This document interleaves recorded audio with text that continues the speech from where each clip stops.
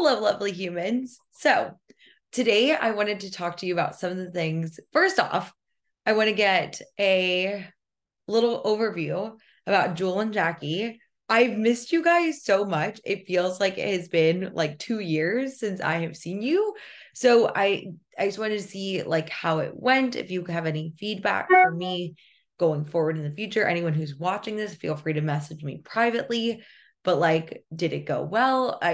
I heard good things. They were very excited. They like seemed to very much love you guys, but like how did it go on your end? And of course I'll leave it like anonymous and say whatever you need. I'm re-listening to them this week. I just uploaded them to our portal and to YouTube today. So they're gonna be my like lunch date for today. It was really good. I got coached by both of them. Yeah. And it was interesting. The thing that was really cool for me about Jackie's coaching, particularly because she has such a specific niche, is like she really helped me. And I was like, I kind of left like thinking like, wow, I really think that like this coach could help me.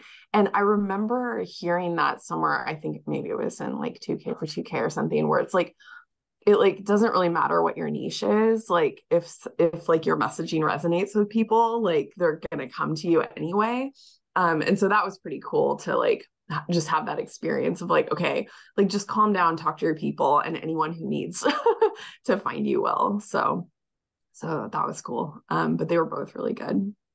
Amazing. Well, I'm super excited because we are going to be talking a ton about your ideal client today. So we're going to be like diving into a little bit of that. And I think it's going to help you when you're like, okay, who am I talking to in my marketing? It's like, okay, this is who I'm talking to. We're going to get really clear on that. Use a little bit of AI, which will be fun if you want. But I think it'll just be like just a really helpful thing. So I'm really glad. And Vindia, you said that Jewel was great too. So I'm loving that. Glad it seems like it went well for you guys. Like I'll go back and watch it today. And I'll show you where I put their calls. So, and I know that Jackie actually did a little bit of teaching as well. So I'm going to like go back and see that financial coaching and I'll cut the clip and I'll put it back with the bonus area. Something I noticed this morning as I was uploading that, I was like, the bonus area, it's getting pretty dense. I'm like, look at all these things. It's awesome. I'm so excited to have all these like guest speakers in for you. And I'm thinking what I'm gonna do is I'm gonna do um like trainings from other coaches is going to become like a separate one because it's like um Christina, we've got Christina, Diane, Jewel, Sydney, Renee, Jackie. It's like we've got like 5 people that have like come on and done some guest coaching. So there's going to be like my bonuses, and then there's also going to be other people's bonuses. So I hope that was helpful for you guys. The other thing I wanted to offer, like just let you guys know, is all of the information from last night is on here. So if you have any questions at all, here's the replay. Here are her prompts. This was like a very lengthy um call. And so if you guys have other prompts and ideas, feel free to add them. It was actually wasn't a lengthy call, it was like 50 minutes, but these are like how you get Chat GPT to know you, some kind of prompts just to like get it to know your business if you want to use it. And I put it right here. Updated it and she cites her sources here. I need to cite that Jackie, or not Jackie, Stacy gave me these questions.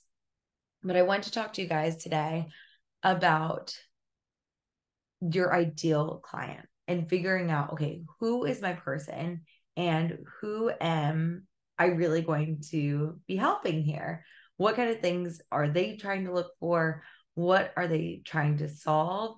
And I want you guys for like just a little bit of reflection time, not today, but later. I would love for you to start to answer these questions for yourself. Like, what problem are people Googling and what are they trying to solve? And I'll upload it in the bonus section. What kind of things exacerbate them about their problem? What are their painful thoughts about it? And we just really want to get clear on who your ideal client is. Now, I know that I have not really used the word ideal client avatar. You will hear that ICA. It's like shorthand for ideal client avatar. But I was in 200K, I was realizing how much I was thinking about my business and how I want to spend more time thinking about my people. And so these are just some really great questions to get your like juices going. These are Stacy's questions, not mine. But I think that this will be like really helpful for you to be like, okay, who is my person? What are they looking for? Why am I the perfect person for them? If you've got time, like just like some extra time this week, even just reading these questions and thinking about it. So just going through and being like, how will this impact every area of their life? Okay. How will working with you make their life easier? How will it save them time or money, some resources? What are they going to benefit from it? And I wanted to like share this with you guys because I think that a lot of the time when we get focused on the systems in our business, like we teach and that I do, I think it's amazing. And sometimes we like tend to forget, oh my gosh, we've got humans here that need to help. What are their problems? What are they thinking of? And is what I'm thinking of something that's relevant for them? Is this actually something that they want or what do they need? So I've added this for you. And then I'm going to add, this is from OCA and it actually doesn't exist anymore. It was an old program by Rachel Bell. I will like take all of my, my notes for it. But these are other ways for you to be thinking about your ideal client. I think that the more that we think about our people, the better our businesses will be. So it's like, if we're thinking about them, if we are in a true state of service, it's really going to make our businesses so much better. So I'm really excited. I will share both of those with you. It'll be under ideal client in classwork. I just didn't get a chance to finish copying and pasting those bad boys. So that is that. The other thing I wanted to offer is just a little quick thing. If you don't want to use ChatGPT, totally get it. I think I'm just using it personally for prompts and ideas. So I listed in here on my like the things that I use it for. I asked them about the problems. I was like, okay, now that it knows me a little bit, I was like, what else suffers because solopreneurs haven't solved these problems? And it was really interesting. It gave me so many good ideas just for posts. Like, I'm not using it to write my posts. I think that the posts that have come from it have been kind of lackluster, in my opinion. And I have to change a lot. And I'm like, I would rather just write it on my own personally. Feel free if you want to change it. My goal for you guys is to work smarter, not harder. So definitely make that work. And I put it in a really good place. And I was going to show you though what it looked like. Okay, it's here. All my color coding. I just went in and I put those questions in and I was like, what problem are solopreneurs Googling to try and solve? And it came up with all of these things. And I was like, wow, this is very, very helpful. So time management, great. I touch on time management, marketing, finances, client acquisition, aka like sales, productivity and motivation. I was like, oh, cool. I hit on all these things with like managing or within the systems I teach. But I don't talk as much about pricing and value, tech and tools, legal and tax issues, scaling and growth. And it took me like 2 seconds, but I was like, oh, these are some topics I would like to touch on. And so like I just went through and I asked it all these questions and I found that that was really helpful. Another way that I'm using ChatGPT, the main way I use it, and I was just going to show you guys, is I'm like, analyze the copy and give me some cool hashtags. Super simple. I've been doing this for every post because I used to, as you guys know, just copy and paste the same hashtags. And I was like, let's give it a try with their hashtags. So we're going to see how that works. The other thing that I did is I created a poll on my Facebook. So I got feedback at 200K Whereas I think that would be great for you guys to really develop your Facebook groups, get some free coaching in there.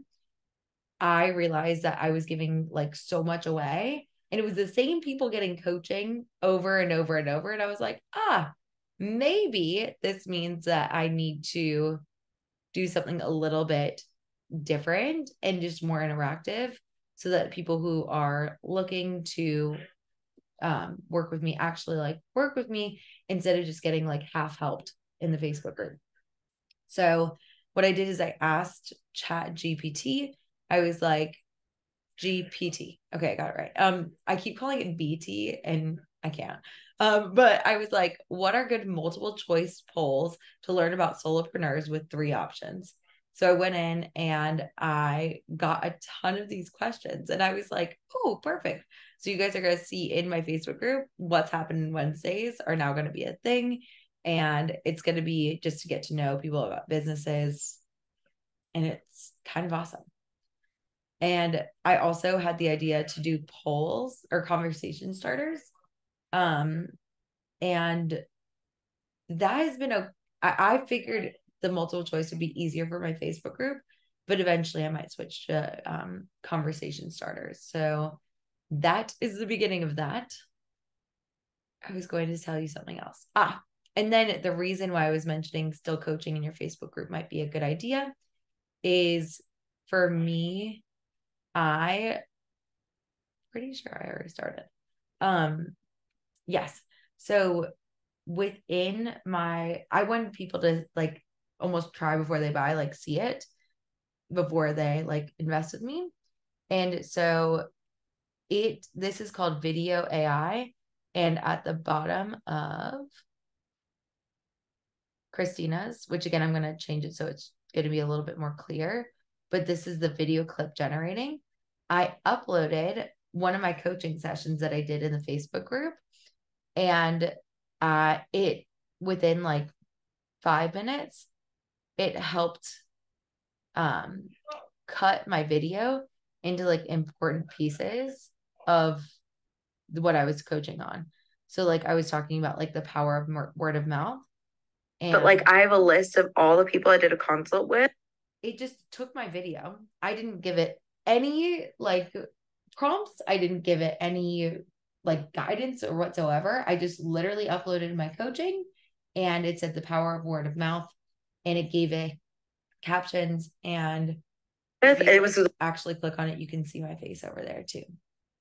So I just wanted to offer that to you guys as like some options to, again, my whole thing with systems is I want you guys to create businesses that feel like they're easy to run, that they feel simple, that you know what needs to be done within your business and know how to scale it so you can build up that success along with like enjoying the process. So if marketing is something that has been difficult and you don't love doing like clipping video clips or doing something like that, I just wanted to offer that as a way for you guys to create a little simpler lives within this amazing business of yours. So that is that. I'm really excited to see. I want you guys to like message me and let me know what you think, whether it's like serving you, whether you need some help, some shifts. And what I mentioned in the training with Christina, there were some questions that she asked, like it was something, it was about like, it was something like writing, it's like, what are my goals or something like that. And it was like, if you have a question about any of these, where you're like, what is this? Like, what is a subject headline? What are preview texts? Like anything like that, I am here to serve you guys. I'm here to help you.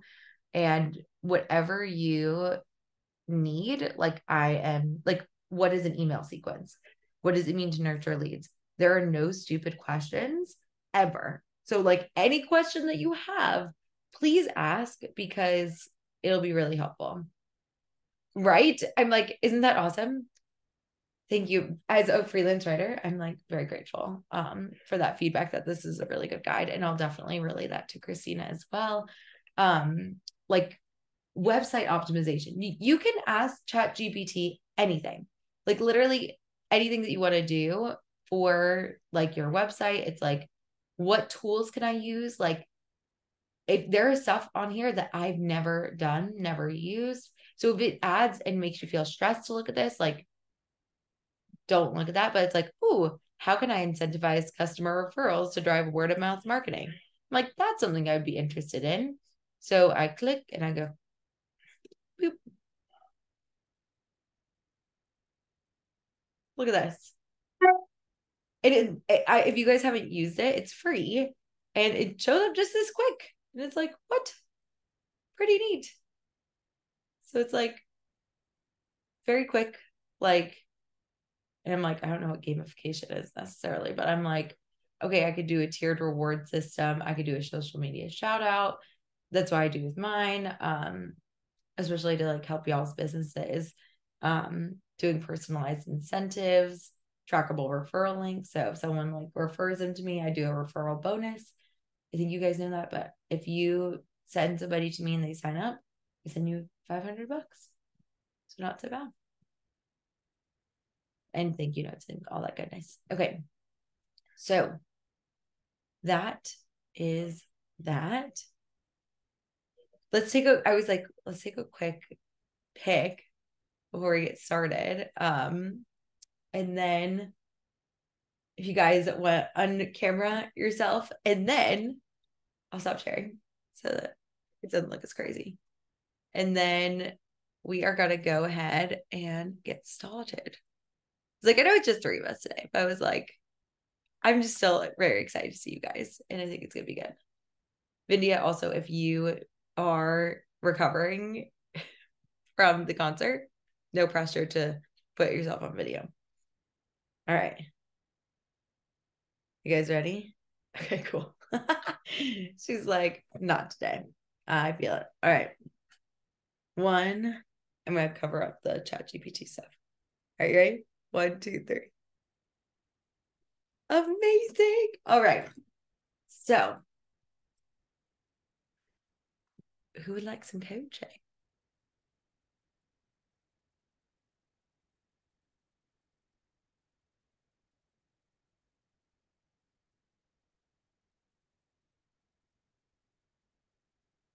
What day is today? Oh, it is happy August, everybody. We made it.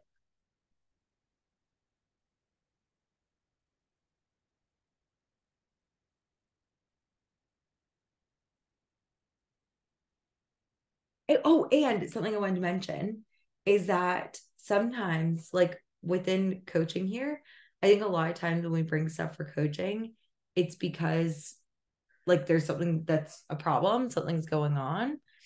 And I wanted to offer that, like, we can also just like take a high value cycle if you're in a high value cycle and just make it higher. So if you just want to give like an update on your business and be like, wait, like this is going great and we want to get even better, that also is great. I kind of want to hear where you guys are at. It's been like freaking months since I've seen you. So love you. Okay, I can give an update and we can mine it for coaching. So I finished my curriculum for my program last week, and I think I got coached on this by both Jackie and Jewel. So we're just like still going with this. I really want to like focus on moving into sales mode. Yeah. And I feel okay about that, but it's definitely like a high friction set of activities. And I really want to figure out how to kind of like systematize it for myself. Like, what am I doing? Like, what activities am I doing on a regular basis that are high value and not just it's like really easy for me to be like, I need to like spend all my time I don't know, writing posts or newsletters or whatever, and not like engaging with new people. And so I think that's kind of my, like, how do I get out there and expand my reach? The other thing that I want to think about is I want to have some amount of focus on how I'm building my audience. And I feel like I haven't quite decided on that. I feel hesitant about focusing on specific, like I don't want to put all my eggs in like one social media platform basket. Yep. I really want to like drive people to either an email list or like my website or something that I control. Like I don't want to be at the mercy of the algorithm. So I think kind of thinking about how I definitely am going to post on all of social media, and I'm starting to like feel like maybe focusing on LinkedIn might be valuable for me.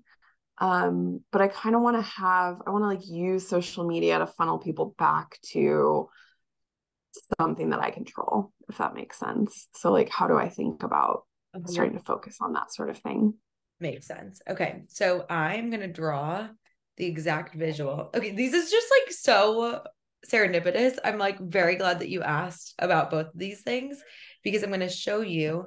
I don't know if I have like tissues or something. It's been a while since I've used my whiteboard, but I'm going to show you some visuals that I think could be really helpful for you. Actually, you know what? Since I don't have an eraser, I'm going to upload some pictures that I took this week of really helpful visuals for how to explain both of these things. So, thing one is that when we are thinking about this, first of all, I want to know, what are these high friction activities?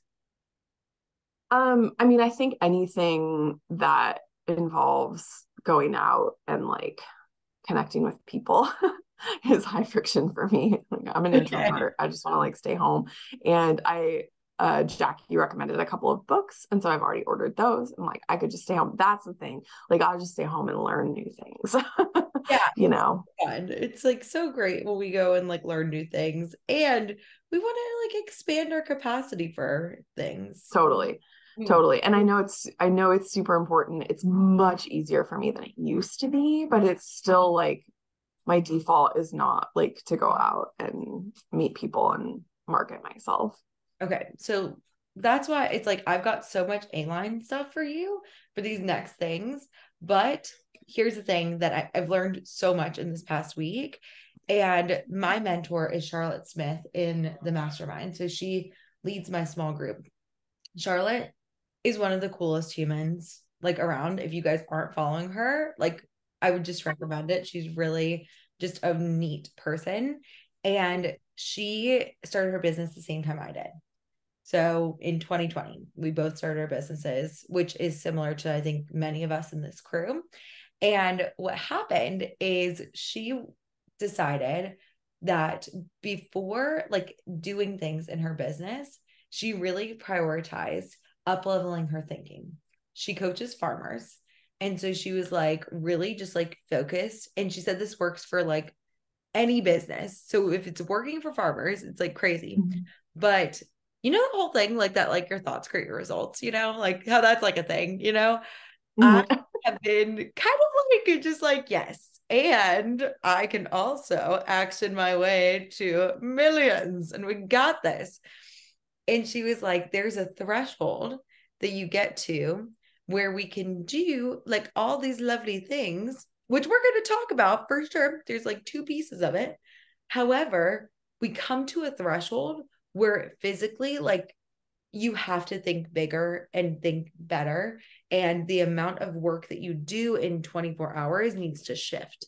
And so within thinking about your business, it was interesting. So I'm, as you guys know, shockingly, I focus a lot on the actions that you can do to build your business.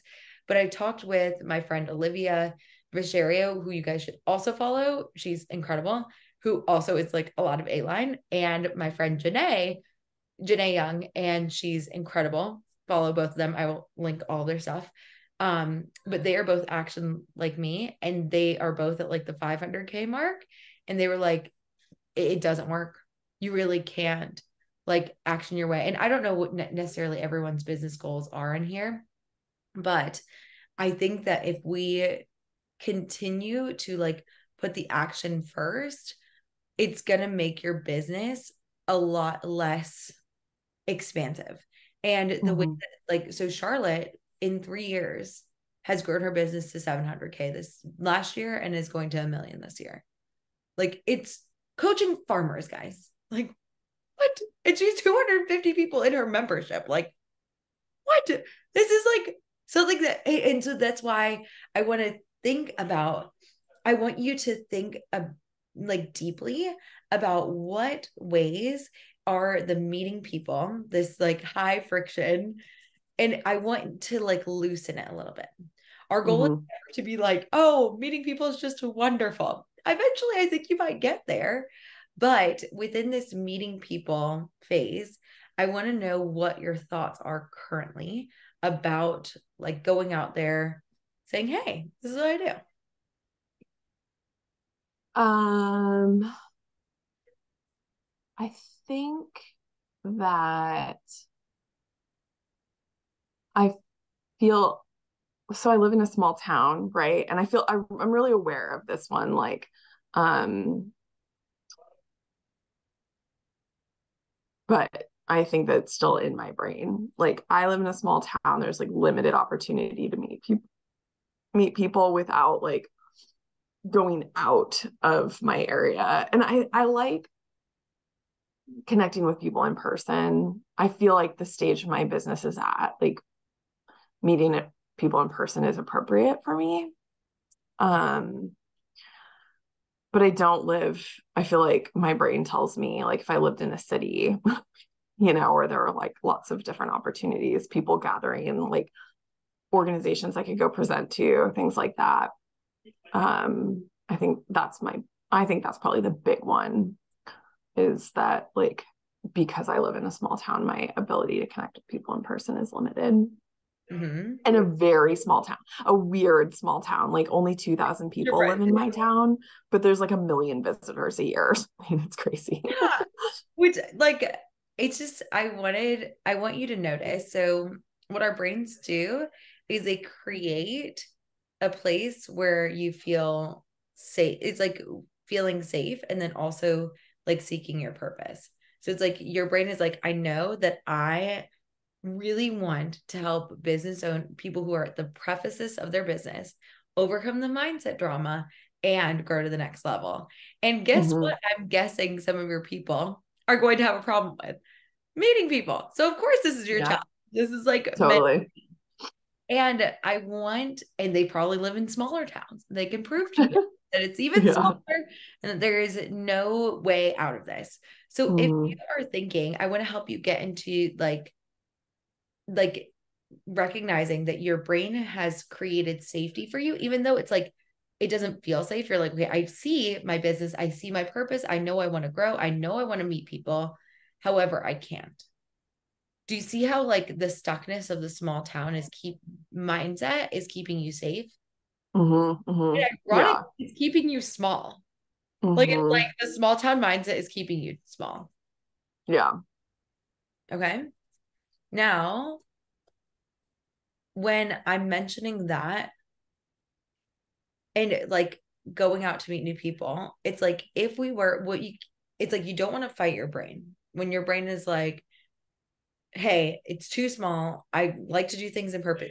You said it, I think it's appropriate for me at this stage of my business. I was like, that is a new one. I'm like, okay, brain. I'm like, interesting. I'm like, oh, Yeah. it's appropriate for me. It's just I'm not suited for what would be the inappropriate thing for you online. Um, yeah, no, I think that's a good catch. It's like I'm small, my business is small, so like connecting one to one is appropriate because like anything bigger than that is like unnecessary or something right now. I don't know. Okay. Okay. So if you were in a city, you would present to more than one-to-one. That's what this is what you're Theoretically, but of course, I'm sure it would come up. My brain would come up with something else if I lived in a city. and it's like, okay, so I'm like, we're just playing around with it. We're like, okay, Brian, I hear that, like, Yeah, it's if I just lived in one-to-one. I could move back to Seattle and my brain would be like, it was so much easier to connect with people in Leavenworth because people are so much friendlier. Yes, and it's like you've Yeah. got that one-to-one opportunity, but then like it's like it's not the small town I hope we're seeing, and it's not the small Oh one yeah. connections, it's Yeah. the bigness. And Yeah. I literally had to get coaching on visibility. And like I think someone was saying, like, is this group therapy? And I'm like, kind of. I'm like, kind of like group therapy, because there are so many thoughts that we have that keep us small. Like there's like the coaching aspect, which is all this lovely A-line, which I swear we're gonna get to. However, there's also like it's like there's a piece of you that doesn't yet see yourself safe being big. Yeah. And I so think that's true. it's thinking there's going to be some sort of consequence that if you get bigger, something will not be as safe as it is where you are at right now. Even though Yeah. you're like, I would be probably making more money, making a bigger impact. You're like, logically, I see that this could probably be better for me. But there's Mhm. something in the subconscious that's like, something doesn't feel safe. And I want to know a Yeah. little bit about what's coming up when it, like, I talk about like the safety and being big. And is it like a visibility? Is it a rejection thing? Yeah. I think um yeah, I think it's probably like visibility, like fear of like looking stupid or something. Like I'm thinking about um just how much like things have changed for me in the last few years, like since I got divorced. Like I was in a relationship where my ex was like always the sky is falling, and he would like scrutinize my social media posts for like could people like figure out where we live and stuff like that, because like somebody's gonna come like kidnap me while he's at work or something. And that kind of stuff like really had a super strong hold on me for a long time, and I definitely feel it loosening up, but I'm sure it's like still in my lizard brain because I was 18 when I got together with him, and Wow. And how long were you yeah, guys together? 18 years. Okay, so here's the thing that I learned: when you are with, even if you grew up with a secure, we talked about attachment styles yet? Oh yeah, I definitely have like Yeah. insecure or avoidant attachment too. I'm not Uh-huh. sure which. Yeah. It's like, yeah, the anxious avoidant disorganized, Yeah. like, yeah. So Yeah. Yeah. Yeah. and what I've realized is that, like, when you're with someone, and this is going to like anyone like who has been in a relationship where you experience like, and this could be a parental relationship, this could be any sort of thing like that. There's pieces that we need to heal and we need to bring back to create a secure attachment. The other Mm-hmm.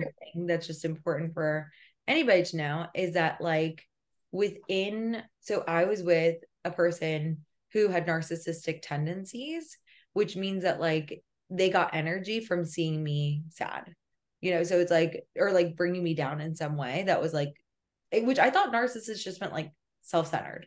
Fun fact, it is not. But it, like, when you're with someone, we were together for pretty much 8 years. And if you're, as an adult, if you're with someone who has like a situation like this, obviously, like, it's sounding like he had some like mental health issues that were unresolved. So what happens is your brain actually creates a tie to them that's even stronger than like your upbringing, like your parents or like whoever raised, Mm, which I did not yeah. know, because I was telling my hypnotherapist, my lovely hypnotherapist, Johanna, and I was like, yeah, like, this is the kind of stuff he would say. And she was like, how long were you guys together? And she's like, Mm-hmm. oh, there's gonna be a little imprint on there. And I Yeah. about, like, for you, I don't know why that was your journey. But I like to think that we can think of everything happening for a reason and like for us, Sure, yeah. instead of like, I don't know Mhm. if everything happens for a reason, but we can find a reason for everything. Well, Yeah. you know what I mean? It's like there's a lot Mhm. of sad like shit. And I just want Yeah. to also honor you that you've been through some shit and you're still choosing to serve. What? Yeah. What's coming up for you? Like, I'm so fucking proud of you. Thank you. What, there was a feeling I could tell. Um, yeah, I don't know. It's like I think that the um there's like a lot of resistance in my brain to like making for the record, like intellectually I completely agree with you. But there's like a lot of resistance in my brain to like making any of that like the reason for anything now. You know what I mean? It's like I don't want to like um well, honestly, I feel like I start to get like I'm like I was very well trained for over 18 years. I like get defensive of him, and I'm like, oh no, it wasn't his fault. And I like I believe that because like I'm an adult and I make choices, and like I like made the choice to give up my power to this relationship. I see in hindsight, I always had the ability to leave it if that's what I needed to do or go do whatever I needed to do. Um, but yeah, I mean, I think there's definitely something there about just like 18 years of conditioning of like staying small. And I know that's like a thing like in his family, like even I even had interactions with his dad about this stuff. Um, and so I know where he learned it. Um, but it's been 4 years since we broke up. And I guess I just like don't want to be thinking about that anymore. But maybe I need to. Maybe I haven't like finished excavating it.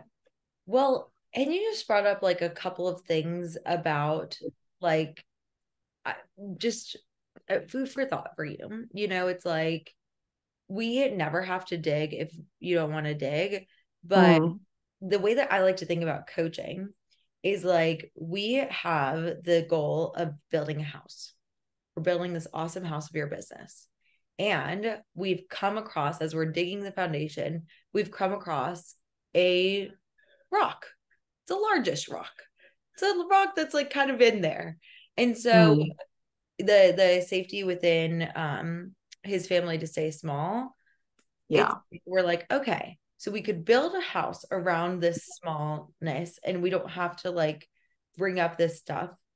But I think it's going to create a shaky-ish foundation. Doesn't mean the house is going to collapse, but it might be worth just like taking a look at and being like, huh, it's like, yeah, this is uncomfortable. This is like the worst shit. Mhm. Like, so for me, like I actually in 2021, um, like my business was just getting big. It was feeling really great. And then like I was assaulted and it was like intense trauma. And then 6 months later, my business was getting better, doing bigger, and I was broken up with. And so I have a thought, my brain is like, anytime I get bigger, trauma's gonna happen. Mhm. Like something Yeah. really bad's gonna happen in your personal life or like something like that. So we Yeah. have that. It literally, like the reason why I brought this up is I literally just had to get coached on it again. It's come up like probably every like 3 to 6 months, but the more we can start to love that version of ourselves that's feeling this and like understanding her, it took me 6 months last year to get over that, and this it's like taking me like 3 months. And I'm like, oh, it'll get better every time. Yeah. Ah, Yeah. it's not again. I'm like, Mm. shit. But I got it. Yeah. I mean, I think there's definitely like something to that. There was like this like push pull like in that relationship of like pressure to do more and be better, but like not too much. And like, I mean, I don't think he was aware of it. I don't, it was like he supported me going to law school, but then like hated it. It was like wanted me to make money, but never wanted me to go to work, stuff like that. And so it's like I still feel that.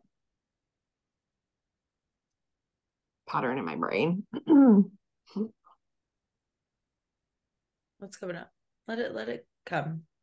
There's something in Mm. there that's like, if you don't have tissues, you can go and snag some. It's No, good thing. I am like snuffly, but like I think it's allergies. I don't think I'm not on the verge of like bawling yet. I've like shed a lot of tears over this. Yeah, I mean, I think that the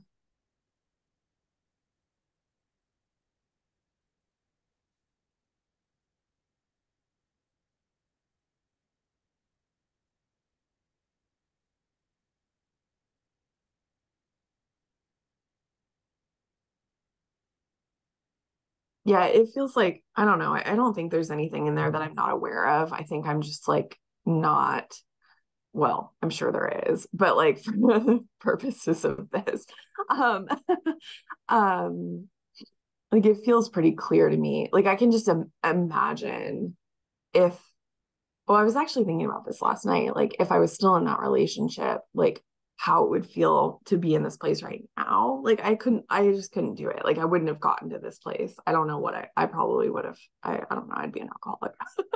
um, like a drunk lawyer. The drunk lawyer. um, Funny podcast. um, so yeah, I think it is just like 18 years of like being afraid of getting too big or getting too exposed. I mean, that's definitely a thing. Mhm. Um, that's definitely a thing. And so, like, the way that I have learned to like kind of like work through and I think I'm so glad you brought this for coaching because I think that this fear of being big, fear of visibility, fear of like, these are the core fears: rejection, failure, abandonment. Like, these are the core emotional fears that all of us experience in society, which is why coaching is so freaking important. Because if you are able to overcome, it's not that like, it's like, what would you do if you didn't believe you could fail? It's like, no, no, no. It's like, what would you do if you could process all that shit and keep going? Like, I think that's a better Yeah. way to think about it. So Yeah. instead of being like, okay, there are things that you've already, I want to let you know. And also, like you were saying, it was my choice to give up your power. Like, I just want to offer you that this is a memory of the way that you see yourself that I would offer to like shift because Mm. it was not it's not his fault and it wasn't your fault. No one's at fault here, but it was like the way that you're framing it is like, yeah, I was like, it doesn't sound like the empowered version of you that you were in that relationship, not only in that relationship but now as well. Because I think you're like, now I see myself as a strong badass, but yeah, she kind of sucks and she's desperately this version of you, the 18. I think she's the one that doesn't feel safe. And when you're Yeah. like belittling her in a way, it's like, I think I don't, yeah, no, I think that's interesting. I didn't really think of it. I like the thing that I'm trying, that's interesting. The thing that I'm trying to do is like get out of like the victim villain like dichotomy. You know what I mean? Like, so yeah, I want to frame it as like I wasn't a passive victim, but like framing it as I chose to give up my power probably isn't great either. So like go into here. I'm like, okay, so like you in the past thought of yourself as a victim, and versus maybe thinking of a person that created this amazing life for her. Like, it's like you created the best life you possibly could for yourself for 18 years, mhm, kicked ass, and when it wasn't right for you, you took the moment to change. mhm, yeah, Can you see her as super strong? yeah, yeah, for sure. And if you can't, I was like, if you can't, that's also okay. It's like, Yeah, no, I can. I mean, I think that like I think that's a good point. Like I didn't give up my power. I just like did the best I could with what I knew at that time. And I was always fighting it. Like, always pushing against it. It was not like there was never like this the reason like we had conflict, right? Because I never just like passively accepted all of this stuff. I would like, this was you not, know, this didn't happen. This is not, right. you know, Yeah. No, it's true. It's just the process I had to go through the whole process to like learn what I needed to learn. yeah. And if you hadn't been given those circumstances, I don't know if you'd be here today. If you'd been Yeah. No, like, I wouldn't have. I wouldn't for sure. that's the thing. It's like, so I'm like, I'm so glad that you brought this up today, because it's like, if you can overcome this, but it's like, I want to like just give some frame of reference. Every single person who's in here has encountered some serious struggle in their lives. And Mhm. I know that it's Mhm. like, this is the hardest thing that you guys, sometimes it feels like, oh my God, I don't know if I've ever experienced like harder shit. And I'm like, well, you know what? Like, I was suicidal for quite some time. And I was like, pretty much every year is a bonus. The fact that I'm here, it's like I've overcome some really hard stuff. And Mhm. like, this is going to come too, because I'm the kind Yeah. of person who overcomes some unsurmountable, like for other people, this could be like a game changer. But for you, you're like, I'm going to make it work, you know? So Mhm. within the like the creating safety for yourself, it's like, what is the thought that can you hear the thought, um that like, whenever, if I were to be like, I'm trying to think of like a circumstance that would trigger a response that, trust me, like, we're in a safe environment, like you don't have to do anything, but like if I were to be like, hey, like go and pitch yourself to the Chamber of Commerce and ask them if you could do a presentation for them online. Mhm. Is that like a, because you were like inappropriate to go bigger than necessary. I'm like, I'm trying to figure out like what would be like an appropriate bigger than necessary to give us the thought that we can work on. We're looking for which So it's thought are like we looking trying for? to like kindly trigger your brain, and like just like with so much love, and be like, okay, so like, Okay. where is the We're point looking for a trigger. Okay. for a small trigger to get a small thought Mhm. that's holding you back Mhm. from playing bigger? So, Okay. okay, so it's like you're feeling safe with the one-on-one. This is Yeah. appropriate to go bigger than necessary. I'm like, what would be that bigger? What is the bigger than necessary? I was like, Um, big presentation. Is that too scary? Is like, yeah, I mean, honestly, like you say that, and like my brain is like, I don't know if I've got something that would be valuable for these people. Yeah. okay. Do does it come up even with one-on-one online? No, it's like, so it's interesting. Like I've gotten really good feedback from my clients lately Huh? about how much coaching is helping them. Um, I think the thing that I'm like there's a place where I'm getting stuck, like, um, like I know I can help women. Hmm? Um, but it's like as soon as I get into like serious business people, like Mhm. this like group of unicorns who like have businesses, I like don't have value to give. Like it's sorry, this is messy because it's not like a real verbal thought. It's Right. like Like you're processing it. I'm just taking notes as you go. yeah, so it's like I don't know.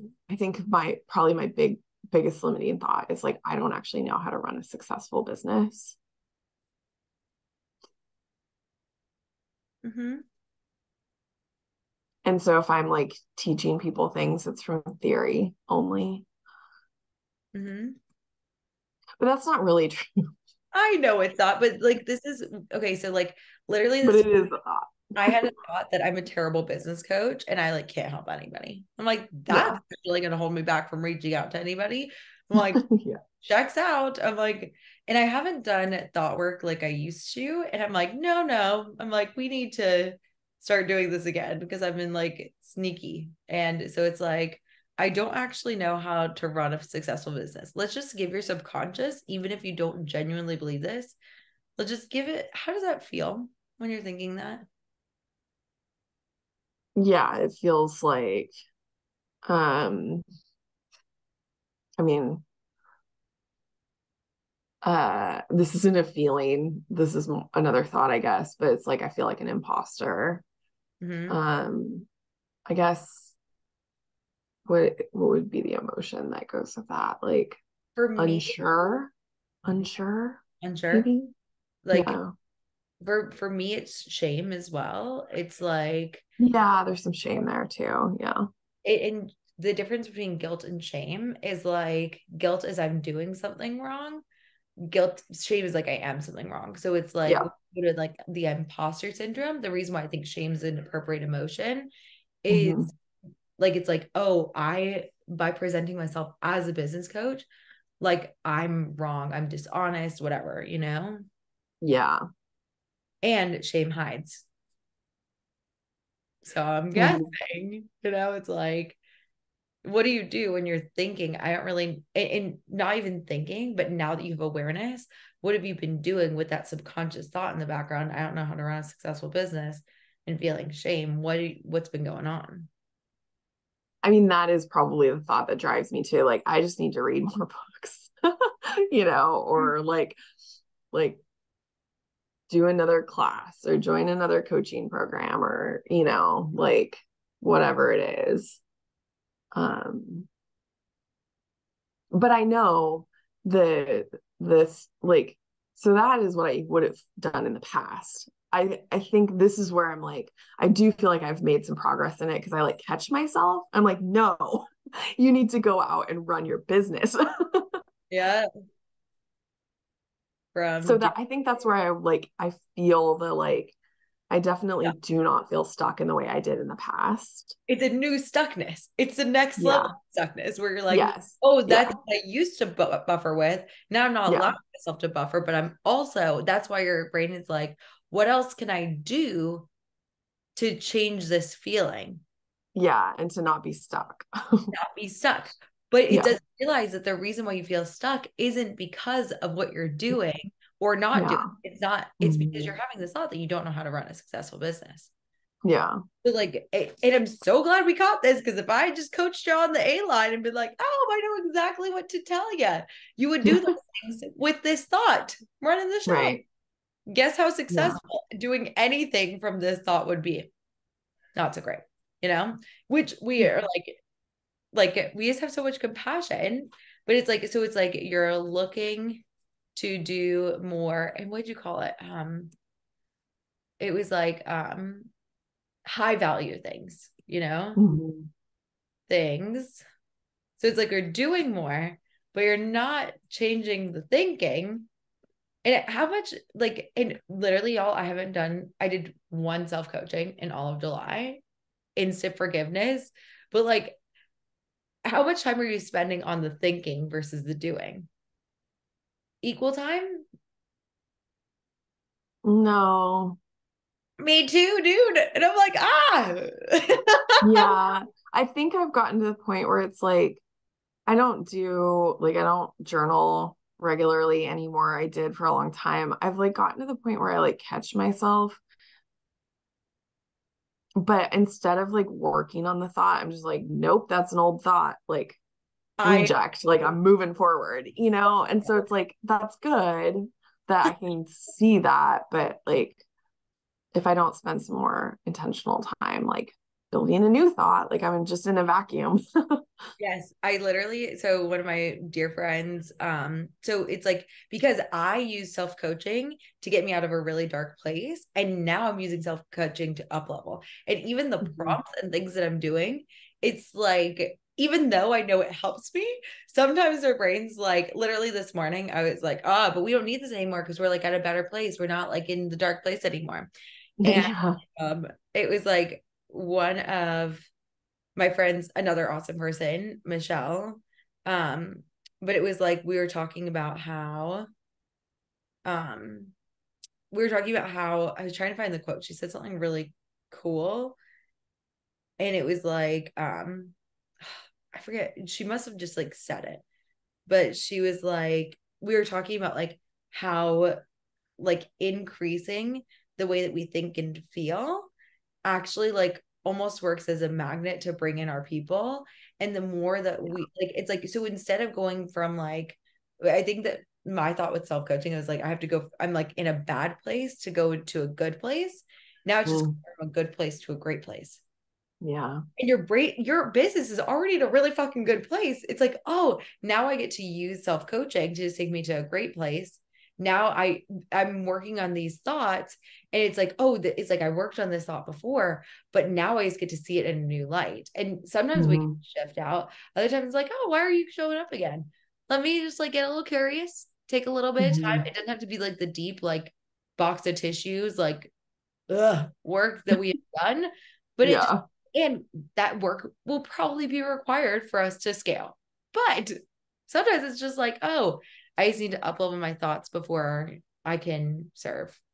Mhm. How does that, like, if we were to think about like that within your business, um, it's like we just want to notice that like instead of within this like do, it's like you would undermine your ability to run your business.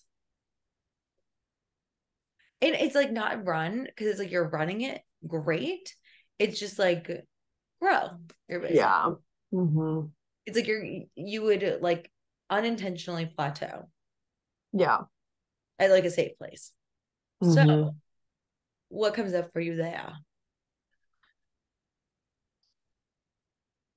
That all makes sense. I think one of the things that like the thought that comes up now is that my brain is um like you can't just like sit at home and self-coach like that is, you know what I mean? And that's like something I think that might be kind of why I like stopped doing those activities because like there's a there was a period where like all I did was like sit at home and journal and like, you know, pull a tarot card. And I don't know. Like, I'm sure there is like base. I don't know. It's like there's probably some wonderful basis to yeah, it. Your brain is associated self-coaching. It like it's this all or nothing black and white thinking. So it's yeah, like, yeah, I don't have time to sit at home all day. It's like, well, what if we were just asking for like 10 minutes a day. Could we yeah, do that? Maybe that would be helpful. yeah. What also is coming up for me is potentially some time scarcity because that's what came up for me as why I stopped. It's like I still have the time. Is there that there for you at all? Um, I think habitually, yeah, it's not true anymore. Like I have definitely like done all the things that I can do to create lots of time. It feels more about like I do like wake up in the morning and feel like I have to get immediately into action. Like I used to get up and have like I'd meditate. I haven't been meditating either.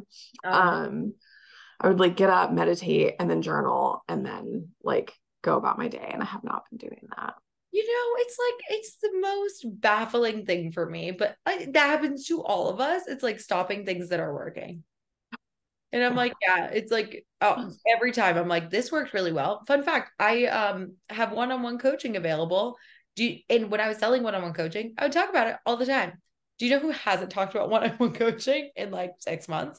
Like no wonder. I'm like, I do have a consult signed up, but I'm like, I think more people would probably come if I told them that I even offer this. That worked before. Let's stop doing what's working. Brands do this all the time. So Yeah. forgiveness, it's like, okay. Because I'm guessing that the meditation and the self-coaching, when you were doing some of that, it probably was helpful. Yeah. Probably. It And was. one of the reasons why I want to shift the way, and I'm going to do this for the next round, is the way that I taught you guys the model, the way it was taught to me, which is why I think I'm such an A-line coach, is I taught you the model backwards. So I said that your result, what is the action? How would you need to feel and think to do the shit, right?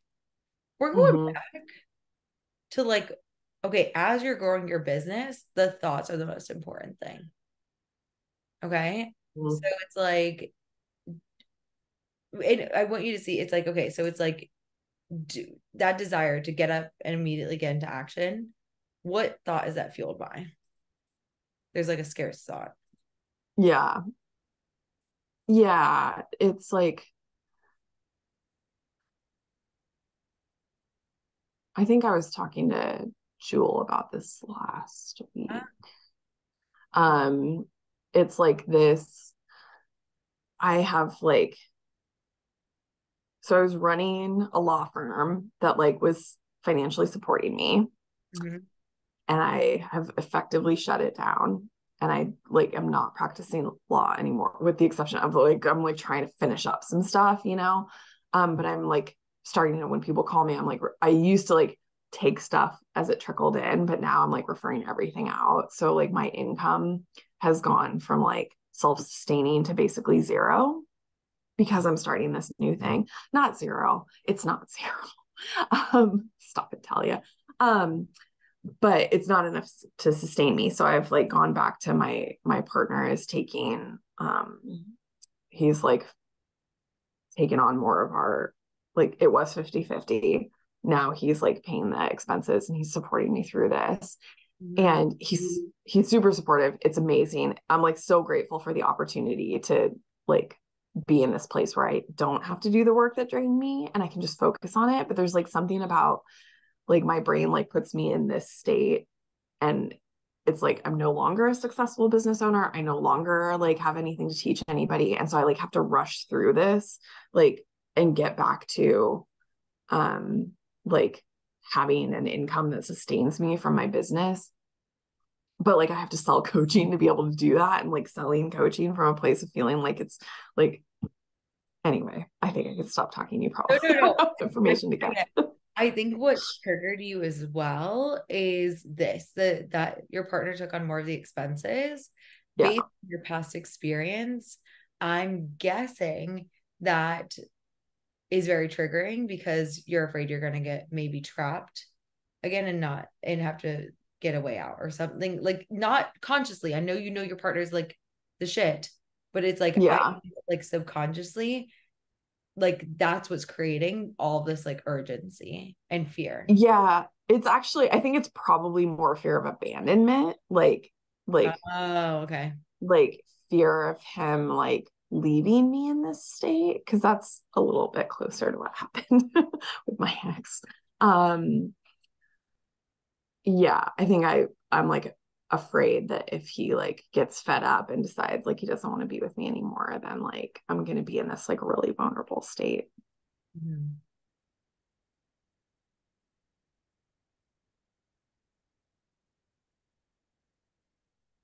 What's coming up there? I mean, that feels really like true, not true, but like yeah, if he like he's currently my like source of security, and that feels really uncomfortable to me. And scary. Mm-hmm. So it's like, of course, if your brain was in this state and you're trying to build a business, you're like, please fucking work with me so I can feel secure in myself and not dependent on anybody because Mm-hmm. I cannot be left in this vulnerable state. Yeah. So in order to bring your like this fear and this source of scarcity down, one way I like to go, it sounds ironic, but it's the worst case scenario. Mm-hmm. You know, and it's like, okay, so worst case, Mm-hmm. shut up. You leave in a really vulnerable state. And I Mm-hmm. my friend Janae at lunch, and I literally was like, I wanted to punch her in the throat. I was like, I hate you right now. And so I'm sorry that I'm putting, but I know that like because I went through it, I felt so much better. So it's like, okay, Yeah. worst case, you would be left in a vulnerable state. Mm-hmm. How would that feel?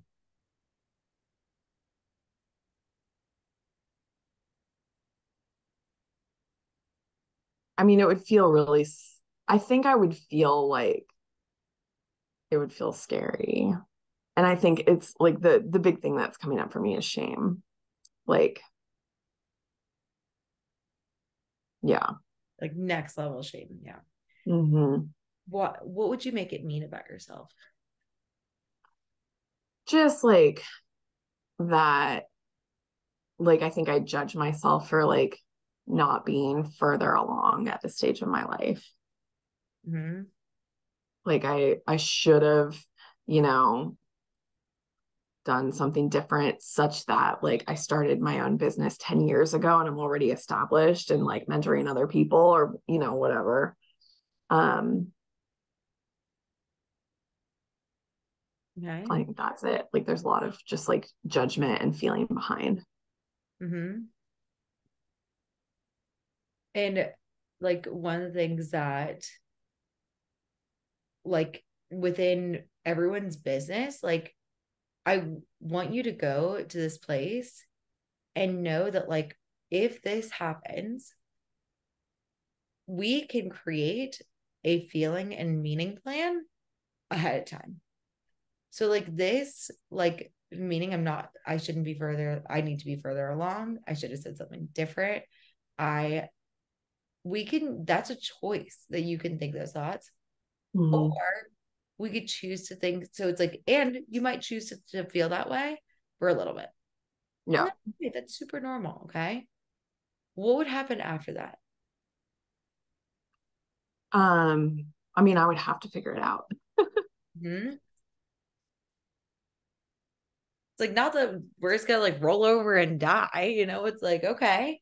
I'm like, all right, worst case scenario, I feel bad. And then what would you do? I think that this feels like another sticky place is I think I would like I think my brain is like, well, of course you would go back to practicing law, right? Maybe. And so that's like I think that's where I like get a little stuck. Like, well, maybe I should do that now, you know? And Interesting. I don't want to. That's the whole point, right?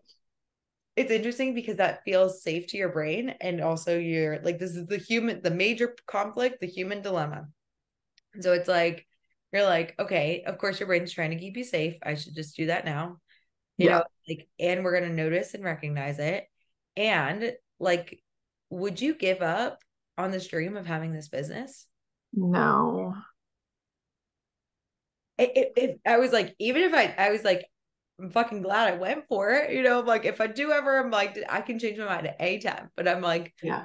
I'm so glad that in this lifetime, I decided to go for this. And if I ever went back to teaching and stuff, I would feel like shame and be like, what just happened? Or Mm-hmm. I could choose to be like, I'm so proud of myself for doing this. And I think I want to try again because I kind of like Yeah. business. Like there's a lot of business that like I do actually really like. I like working for Yeah. myself, like being able to take the time. I like knowing it's like there's a lot of things about having a business I like. So I think I'm gonna go back to it again. Mm-hmm. Yeah. How it has anything like shifted and like just noticing it's like it also it's interesting because your brain's like, I'm so scared. I do not want to feel shame. And that's like already what you're feeling. Like Yeah. worst case scenario, it's just gonna be a lot more shame and it's gonna feel Yeah. you know. Yeah. Yeah. Yeah. It's true. I'm like, I think there's this is probably like a Brooke podcast or something. I'm like thinking about the irony of like protecting yourself from feeling something in the future. Like you feel it now, like you intentionally feel it now to protect yourself from feeling it in the future. Yep, that's what's happening. Mm-hmm. So I want you to have this trust, this unshakable trust in yourself. And I want you to be like, okay, if I have to go down this road, feel some really shitty feelings, first off, I'm going to trust myself that I can feel it. I'm going to trust that this is happening for me. And I would choose to make it happen for me. And maybe I'll even be able to serve people better because of it. Mm-hmm.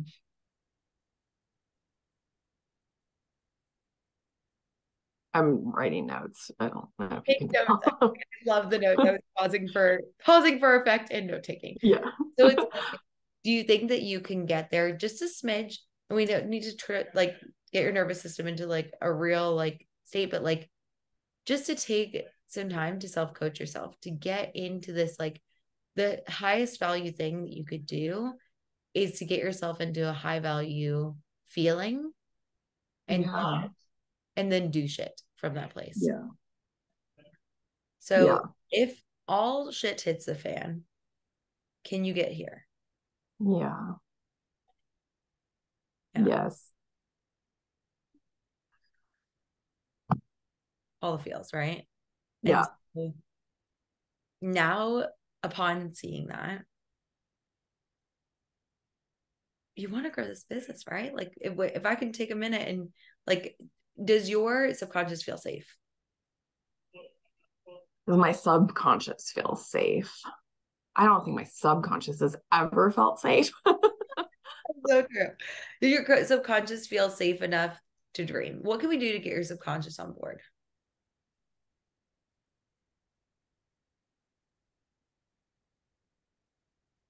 Like, what if we tell your subconscious, like, hey, if you have anything to tell me, if shit gets feeling really rough, Mm-hmm. then like please like notify me and I'll listen to you. And I'm actually going to set time aside to make sure that you're feeling good and empowered and strong with me before we go out and take on the day. Yeah. And I would argue that like I think that your subconscious, not argue, that's an aggressive term, but like I think you've made your subconscious feel safe through self-coaching Yeah. a lot of the time.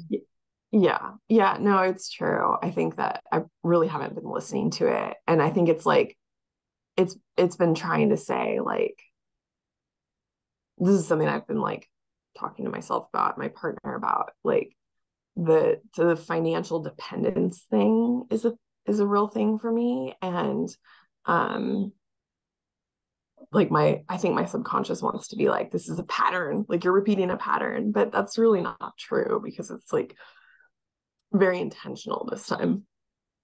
What if Whereas you in the past it has been a pattern. Okay, well, what if you are repeating a pattern? Let's go with your subconscious. Say, like, what is he scared of? I think just like giving up,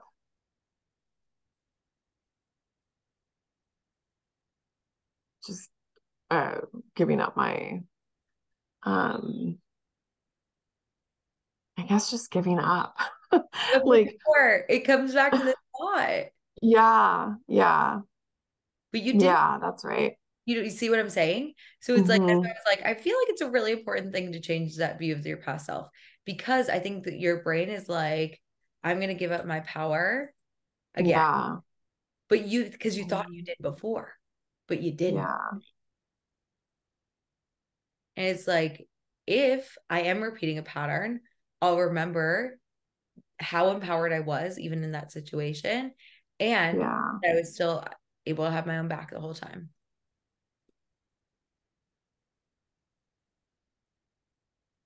yeah,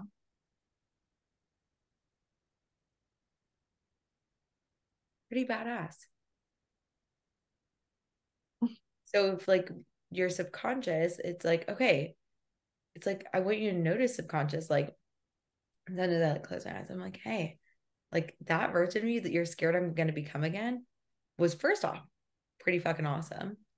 And I've really learned the lessons that was there to teach me. If I have to learn them again, I will. But it's like, I think that we're ready for this next step now. Mm-hmm. If that Yeah. happens to learn again, we'll figure it out. But I think now this comes into the motivation for like, what's your why? Why is it important for you to create this business and like really bring it into the world? Subconscious also likes. Yeah. So the like my why is like for my own empowerment. Like I want to feel like that I have choice and options. Because I think that's been like the worst feeling for me is like in the past feeling like I don't have choice. Oh my gosh. Okay, well, this is very good that you said this. You're thinking that you're not empowered and that you don't have choice and options right now. Yeah. So I'm Yeah. like, oh, geez. Well, if like if the empowerment and choice and options were outside of myself, then I would be like, I was actually thinking that I did not realize that this is what you were gonna say. So this is why your subconscious is scared. Is like if we don't create this business, then I'm gonna lose all empowerment and all choice and options because I don't have it right now. It's like, oh, brain, you've got this right now. Yeah. Yeah. Are they the options and choice that we would love to have? No, maybe not. I'm like, but we always have options. Mm-hmm. And empowerment's a feeling that we can control their thoughts, Mm-hmm. you know? Yeah. So that's interesting. I'm like, very good to know. What are other like reasons if you were to go to like your deepest part of yourself about like why you wanted to like start a business? Like, why do you feel like this is part of like your purpose?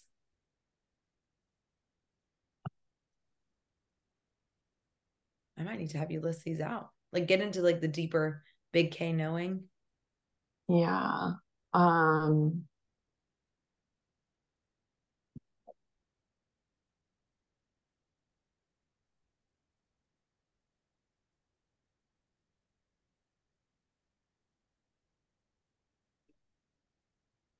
why is it part of my purpose?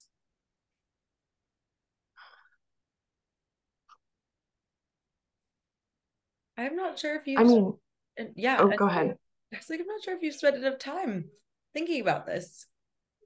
Yeah, I mean, I do honestly. Like, I think a lot about this. For some reason, it feels like hard to articulate right Mhm. now. But I mean, I think the biggest thing is like, I really feel the like the world needs us, women, and we have to learn how to. I think that like giving up our power thing is like a there's like a theme, like everything is everything else. And like I like really want women to like embrace their power and Mhm. like not be victims of like the patriarchy and like we can I just want like I want us all to like realize that we can choose to like just step into it. We just have to choose and we have to do it. And I feel like the world is going to be like such a better place if we do that. Okay. Yeah. Look at that. Okay. I want you to know, like, what I like to think of is that, like, within your life, you just existing, getting out of the situation you have, already enough. Mm-hmm. It's like you are already this example of what's possible for Mm-hmm. women just by literally, like, one person has watched your lived experience, seen you grow, and that was enough. Your purpose is like, it's like you have done exactly what you're supposed to do. Now, everything that you do from this point on is a cherry on top. it's like, okay, because when you talk about purpose, sometimes I put so much pressure on myself that it's like hard to get the purpose out there, and it's like, if you're like, I've already done an amazing job, I've lived the only part of my purpose that the world needs, and now I get to do even more. Now I get to do even more good. I get to help even more women. I get to help people take back their power from a place of levity and joy and like fulfillment, fun, even like versus like there's versus like the feeling of hard, like where it's like, oh, this is something that's really hard. You've already done it. It's like, okay, Yeah. I like fucking killed it. And what do I want to do now? What do I want and not do? What do I want to like think and be and feel now that can make me my purpose even more? Not because like people need me. It's not like a codependency situation, but like because I would really like to, Right. you know? So with that, does it when you tell your subconscious, you're like, this, we've done an awesome job. We've killed it. And I think it'd be really cool if for the rest of our days, we are focusing on this part. I feel like so passionate about this. I know you do too. If I promise to listen to you, if I promise to keep you safe, you ready to go for this? Let's like Mm-hmm. fucking like change the world a little bit. Mm-hmm. Mm-hmm. Shake it up. Yeah. How did your subconscious Yeah. feel a little bit more free to be like, Mm-hmm. oh, yeah, like let's Yeah. start this business? Yeah. What are you thinking Yeah. that created the shift?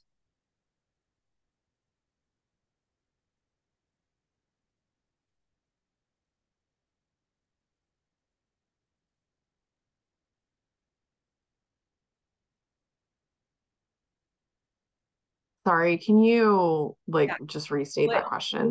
but so it's like, if you're feeling like the levity, like, okay, like my Mm-hmm. subconscious is on board, it feels safe enough to grow this business. What were you thinking that created that feeling like of safety and forward movement? That wasn't there, that was feeling a lot of pressure before. Yeah. Um, I just really want to do this. Like I don't know. Um, I think that's a fucking great thought because it's not I need to do this, it's not I have to do this. It's not like yeah. my empowerment and choice and options are like reliant on this. It's like I Mm-hmm. really want to do this in the world. Yeah. Brilliant thought. How does it feel when you think that? I feel like I think I gotta watch the recording from last week because I think this is the same thing from Okay. last week, but I feel like committed, like Yes. just resolved. Resolved. Beautiful. Okay. So if we are wanting to do this, okay, and come back for coaching on this as much as you need. Like this is, Hmm. I mean, it took me like fucking 6 months to get visible. Like Jackie had to deal with a lot of my bullshit for like my brain's bullshit, which I'm more than happy to also support you through. What do you want to do? I'll talk to you about this A-line stuff in a minute, but like what would feel wonderful to like maybe even like doing things that are inappropriate for you? It sounds like you want to smash the patriarchy. Fuck what's appropriate. Fuck what's good for you at this level. It's like the patriarchy wants you to think that you're at a level. It wants you to think that you don't have the power to make an impact on a fuck ton of people. What do you want to do if you're like screw that? Let's move forward. Hmm. Um, okay, so this is like this is something I've thought about for like a couple of years now, and I this is where I get like stuck on like shoulds and stuff, and I don't know how it would work, but I really just want to like make videos, like kind of longer form videos and share them. Like, and maybe kind of focus on like growing an audience that way with that with that medium. And for some reason, like that keeps coming up for me, and I keep thinking like, no, I have to go to networking groups. I don't know why. What if you could do both? Yeah. It's like, what if we could make the videos and go to networking groups?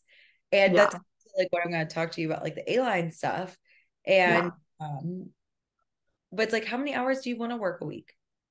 Also, listen to the way that you're saying this. Maybe kind of, I'm like, we're gonna focus. It's like we are sticking it to the man. This is what you want to do. Let's do this shit. Yeah. Yeah, I think that the thing that like for some reason like my brain gets like throws up a red flag when I'm like, I want to make a video. My brain's like, that's not going out and meeting people. But it could be meeting people. Like I could use it to meet people. Coming into the A-line. Okay, so within this, you're talking about like, okay, first off, also like it was interesting. So we were having lunch at that like dinner, that uncomfortable lunch I was telling you about with Janae. And she was like, when you were talking about like if you're feeling scared to meet people, she was like, it's direct reflection of your belief. Mm-hmm. And like within the belief triad. So belief in you, your business, and them, like that they really want it. She was like, if you believe they really wanted it, that your business is fucking awesome and is going to help a lot of people, that you're the best coach fucking ever, you would never, ever question this. And I was like, bitch. I was like, okay, I think that's the problem. I was like, you know what I mean? I'm like, ah. So it's like, I wanted to like just check in with you there for a second and be like, okay, do you believe that every single time that you go to a networking event, that your presence is vivacious and amazing, and there's going to be someone that's impacted in a positive way for that? Yeah. Do I believe that now? No, but You're going to do some thought work to get there. Yeah. Yeah, thought work. There you go. That's what I need. Huge in all the things. Okay. Yeah. Other thing is when you're thinking about building your audience, I want you to think about your time that you want to spend in your business. We have the actual delivering to clients time. Then we also need to set aside some time for marketing. We need to set aside time to like meet people and talk about like actually networking and selling. We also need to set aside some time for managing and set aside some time for planning. So how many hours do you want to work a week? I don't care. I'll do whatever it takes. Okay, let's just say 40. Like nothing more than that, please. It's not going to be more than 40. You're right. Like I've not worked 40 hours a week in a really long time. No, I also have it, and so it's like it as a part of that 40 hours. Let's say you spend how many hours you're gonna spend coaching? Like an hour? Because you're doing a group. I'm spending like, and this is good for everybody. Like I want everyone to listen to this. Like if you're the way that you spend your time is a math problem. It's like, so it's like, okay, you're gonna be in your group. Or okay, I hope this is helping Vidya. I was like, I also want to get to you and your coaching, and I'll get through this A-line stuff quickly. But okay, so you've got coaching your group. it's 2 hours, but yeah. Okay, so and then say like another, I don't know, say like 5 hours a week for coaching total. Okay. 5 hours. Where's happening with the other 3 hours? I have some one-on-one clients too, but it's like, okay. And then if you think about your time for like actually like going through, so there's like warm lead time and there's cold lead time. Cold lead time is networking, videos. This is like talking to people. And what Olivia was saying is like split the time between the two. She's like, spend 10 hours with this and 10 hours with this. And so it's like 2 hours a day to do each of those things. mm-hmm. seems like pretty fun. Mm-hmm. It's like we get to control and like embrace our power and like do whatever the world wants us to do. I'm like trying to use the words that you were saying. And then so it's like within that, you just have to like think about your time evenly. And that's a 25-hour work week. Mm-hmm. And, like maybe spend like 1 hour planning, maybe for like the next week, or like doing maybe like 1.5 hours if you've got like a monthly plan. And like want to go through and like think a little bit deeper about like finances and 1 hour to manage. So it's a Mm-hmm. 26-hour work week. Mm-hmm. Mm-hmm. And you schedule Yeah. it. Yeah. So that was the first thing. It's like, how do I get there and expand my reach? First off, you got to get into high value. It's like, what activities? It's like, we got to change this and thoughts. Am I doing on a high day basis that are high value? And Mm-hmm. so I want you to do some belief work. That means like, what am I believing about me that like, I don't think I'm like the literal shit that everyone should totally buy from me, that it's awesome, which might come back to like, what can I teach? What do I have confidence teaching? It's like, okay, like you know how to have the mindset of a successful business owner. So fuck yeah, I'm gonna teach mindset. What do I love teaching on mindset? What do I feel like is like the shit that lights me up? I'm really gonna build my confidence that that's all someone needs to grow a business. Mm-hmm. And then we were talking about like audience. I was going to show you this visual, but it's very small and it's kind of shitty. So I was like, I thought I took a better picture, but it's like, and I was going to show you guys on the board. Your business has a bunch of different avenues for your audience. You're right. You do want to collect them. What I have been recommended to by now, we got maybe LinkedIn, you've got IG, you've got Facebook, you've got like YouTube, maybe will be one of them. Mm-hmm. And all of these things we want to funnel into something that you can control, which would be an email list. Yeah. So this is like the biggest thing. This is what like even Apple, Google, all those big companies are using, like because you can control it. Y'all Mm-hmm. know I lost my social media for like 2 months. It was like unfortunate. But if I have all of them on email list, I can still sell to them in a way that feels good. And we can think about like one of the things that Christina thought was like a fun freebie was like asking people for a quiz. And like, do we want to bring people onto your email list? And we want to think about like freebies, like a weekly video. Like if you're doing a video, what I was thinking for you is like, what if you have that video on like YouTube? And like one of the ways that like it's like the only way you get the video is if you're on my email list. The only way you get full training is on my email list. Yeah.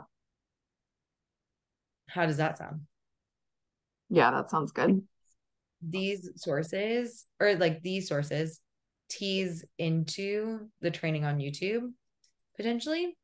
Mm-hmm. And I think, and then you just like include a link to it on your email. Mm-hmm. Yeah, that makes sense. So how does that feel with like the A line? That feels good. And it's like once you get your A line, once you get your T's in order, once you get your thoughts there, then it's like, okay, I would love to do these things. That would be super fun. If your Yeah, brain is not there, do some quick self-coaching, not something that takes a long time. But this is stuff for everybody. Like everybody checking in on like once your thoughts are in line, this like breaking up the time and to focus on hot and cold and focusing on funneling into an email list is like this is a lot of action line stuff. Probably shouldn't have done it as like this stark green, who's clearly my favorite thing is action line, but I'm like, I think that'll be helpful for everybody. for sure. And so guess what? If you're doing this from a thought like I want to do this, you're feeling committed and resolved, you grow your business 100%. Yeah, So are you feeling complete? I feel complete. Thank you. That was a Thanks lot. for all the time. Thanks for witnessing, Vindia. Like Vindia, do you have anything to add? Slash, let's get to some of your coaching also. I'm like ready for you. Yeah, I think Talia, it's so interesting hearing you talk on these calls because I think we have some similar patterns of thinking. So don't feel any kind of way of taking up time at all. Thank you. And I'm like just so proud of like you guys for like, because that's of the biggest transformation. Like, oh, pretty much like for like 12 hours, we just listened to people get coached. And I was like, oh, that's not I needed. Oh shit, this is something that's going on. So listen, I think it's going to be really important for everybody. And India, what can I Yeah, help you on? I think what you started with on Talia's call is kind of talking about, how she's progressed. And so I kind of wanted to start there. So I feel Yes. like I've started coaching this group coaching in April. I think one of the biggest things that's changed in terms of working with clients, something I've always been kind of self-conscious about is that I'm a pretty like soft-spoken person and really friendly and also kind of small. So I worry about people not taking me seriously enough. But, since I've kind of gotten a little bit more established in this industry, I've noticed, people actually start to really respect, not just me, but my work because I take my work very seriously. So that's been really nice. And then I think a big change that I've seen in my personal life, but also as a result of my business is to, I would have throughout my life, like if something bad were to happen, I would just kind of sulk and sit for a very long time. And that's been a pattern in my life. And so now I've had to do some serious reflecting. It's like I can either take those lulls as a good thing and just do whatever I want to do and enjoy the free time while I have it. And then, enjoy the busy seasons as they come too. And then that way I won't feel burned out. So this has been one of those seasons in my life where I'm not making as much money. And the journalism industry is kind of crumbling, but there's nothing wrong with just enjoying the time that I have to myself because work will pick back up again. So that's one of the biggest changes I've noticed for myself. And then in terms of like the actual like business side, I started on my first newsletter project last May at $28 an hour. Mm-hmm. And then my second one at around $32 an hour. Mm-hmm. And that was like, I want to say in last September. Mm-hmm. And just last month, I agreed to take on a newsletter project for $40 an hour. So I'm like super happy with these successive raises that I was able to kind of, advocate for myself because 40 was a lot to ask for. But I was like, I'm just going to throw it out there. I've won awards. My work speaks for itself. And, they were happy to give me $40 an hour. So that was huge for me. Fuck yes. Look at you. I'm like literally unrecognizable. I'm so proud of you. Thank you. And I also want to offer to you that like your thoughts about you have changed too drastically. Like Yeah. people are respecting your work because you respect your work. Yeah, for sure. So what can I coach you on? The journalism industry is crumbling might be a fun thought.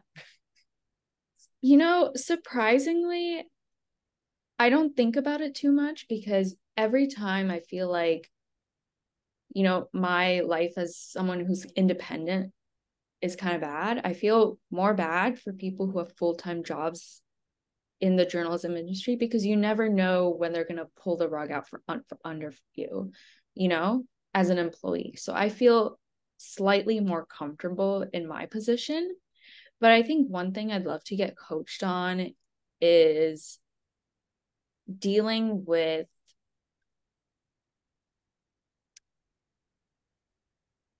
I forgot what I was gonna say. Yeah, it feels that way in every industry, and I see it, like, I read the news a lot, and it's just like layoffs everywhere, and it's not just specific to journalism. Mm-hmm. But yeah, I think one thing I'd love to get coached on is maybe like the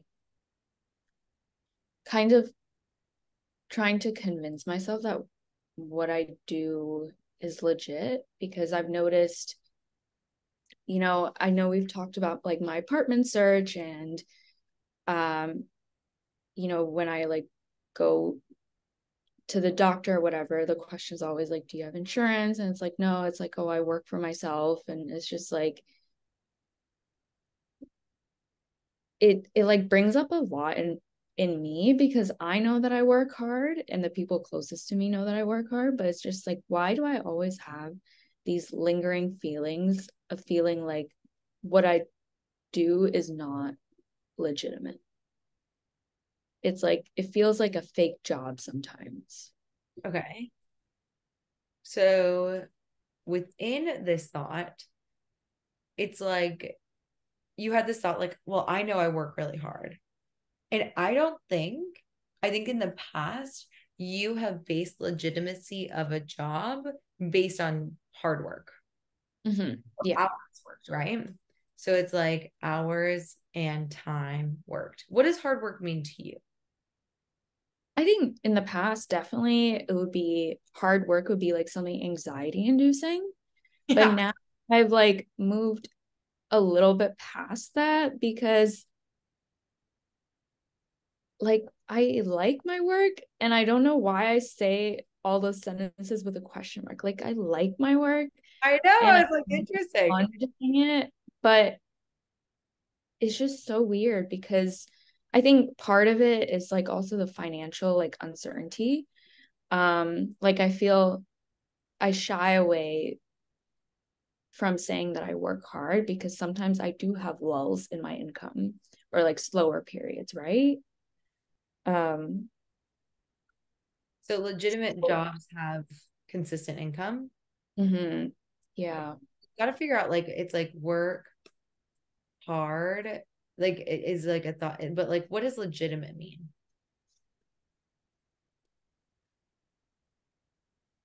Consistent pay. Consistent pay. Um, I've only really worked in like a startup environment, so I don't even know what like the corporate world is like. So, but you Um, jobs are legitimate. What makes them legitimate to you? I think from the outside, it still looks like a lot of security. And Healthcare. yeah, healthcare, retirement plan matching, like all of that, and pay stubs, which I would love to have for renting, but oh well.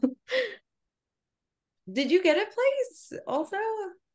So I'm at a sublease, and I'm kind of in the process of looking for an apartment, because I'm flexible, right, with remote work. And so I'm trying to apply now with just self-employment, and what I've like heard from people who are also self-employed. So I just want to test the process out for myself and then go from there. Well, I think it's interesting because like I was like, what I wonder what triggered this thought about legitimacy, and I think it's the applying for rent. Yeah, I think Like, so. you know what I mean? I'm like, what triggered these thoughts? And it's like, okay, so there's something new. Cause like I don't think that you felt this way. Like there was no problem with the difference in pay, the security, but the second that you wanted to grow, your brain's like, back to old stuff, you know? Yeah. Hmm.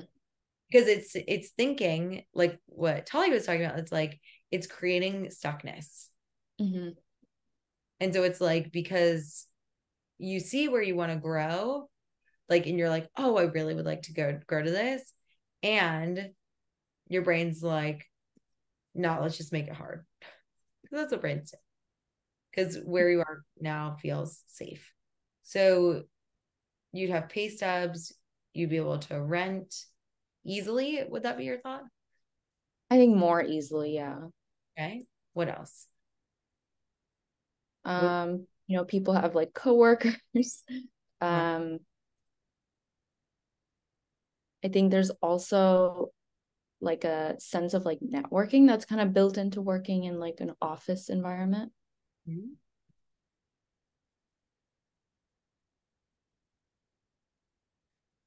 And when you are thinking about like, let's say someone asks you for insurance, it's like these are things that we could easily solve for, it's like and create.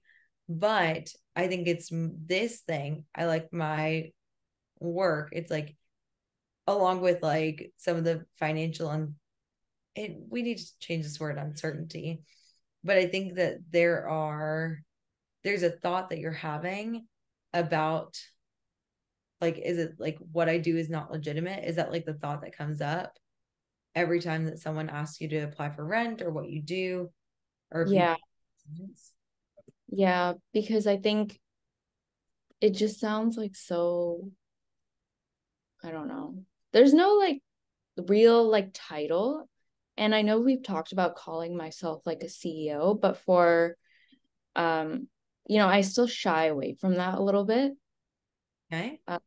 Even though I think we all know that all of what we do is like the functions of a CEO or like a founder. 100%. And so, but it's like you said, it sounds so, and I want to know what this thought is. It's like whatever this thought is what you think about yourself. So it's like when you say it, like, oh, and we came with something like, I'm a contract writer. It was something like, because you Yeah. freelance writing. What was the other word? It's like, I'm an, what do we call it? Do you remember? You know what I'm talking about, right? I think it was like something like an independent journalist or yeah. Okay, so when we say that you're an independent journalist, that sounds like what to you? That sounds slightly more legit. Okay. Why? What are your thoughts that made it feel more legit? I think because it doesn't have the word freelance. Like I just like don't something about that word. I think to a lot of other people like who aren't familiar, it has a negative connotation. So I take that to mean something about me and What what is I the connotation that they think? that you're just kind of being lazy and taking on like little assignments here and there. Mm-hmm. But my brain is like, no, I do work hard, and it makes me want to like prove them wrong, which Yeah. I feel like I shouldn't have to if I know that what I do is worthy. Yeah. Yeah. So this work hard and legit words that are like very much a part of your brain. Also, I've got time to keep going. Um, but I didn't want to like Talia, I was like, do you have to go? I was like, because we can also reschedule like some time to chat about this, but like I feel like this is really important. I would like to continue.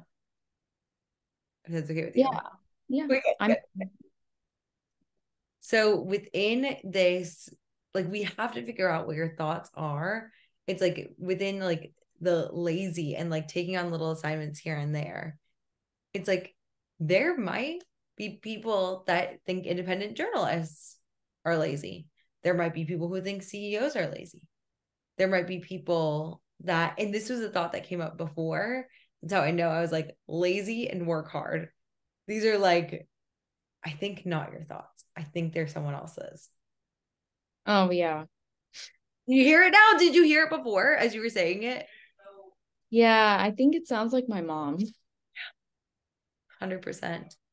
Yeah. We love her. We love her so much.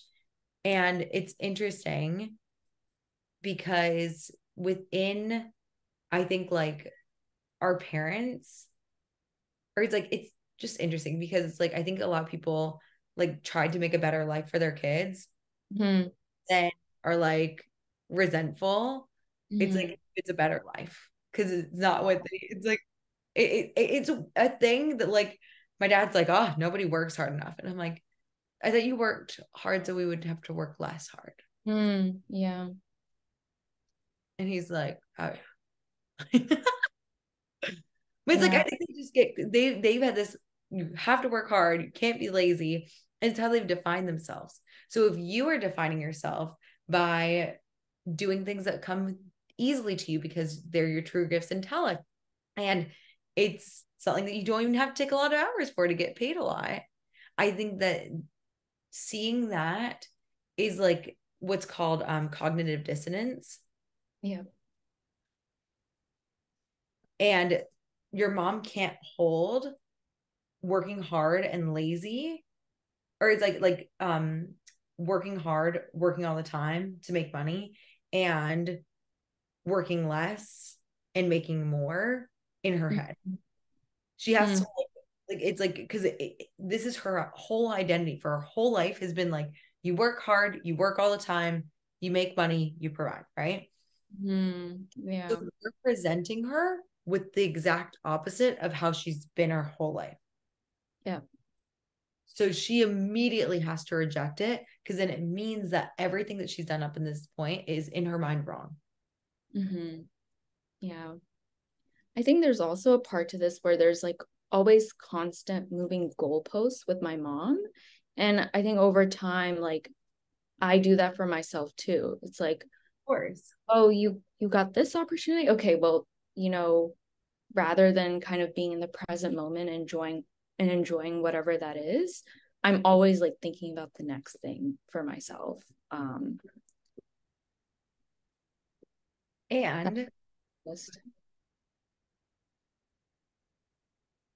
oh, go ahead. You said you never get a chance to be in the present moment because you're always thinking about the next thing, and then there was something else and I missed it. No, I was just saying that's something that I've been like thinking about. It's like how like some of her thought patterns still kind of stay with me, even though objectively I know that this doesn't really apply for my life. Right. And this is where like there's big T and little t trauma. This is actually generational trauma, but like little t trauma. It's like generational like triggers. So like when I say generational trauma, it doesn't always mean like very deep seated things. It could be, but I don't think it is in this case. Like, so for instance, my mom, she, in order to protect herself, like as a child, like she went through abuse. And so nothing could ever be her fault.